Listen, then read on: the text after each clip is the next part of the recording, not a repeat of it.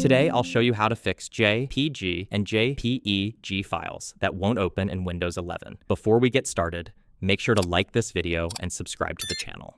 Right-click on your JPG file and hover over Open With. You will see a small list of apps appear on the side.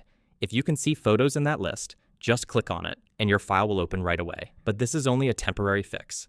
It will open the file this one time, but the problem can come back again. To make it permanent, right-click the file again and go to Open With. Then click Choose Another App. A window will appear titled Select an App to open this JPG file. Here you will see Photos listed at the top under Default App. Click on Photos and then click the Always button at the bottom.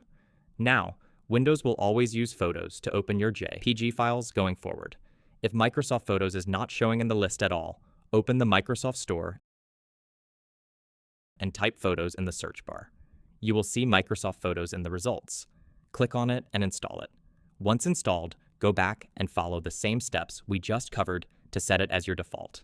That is all there is to it. If this solved your problem, leave a comment below.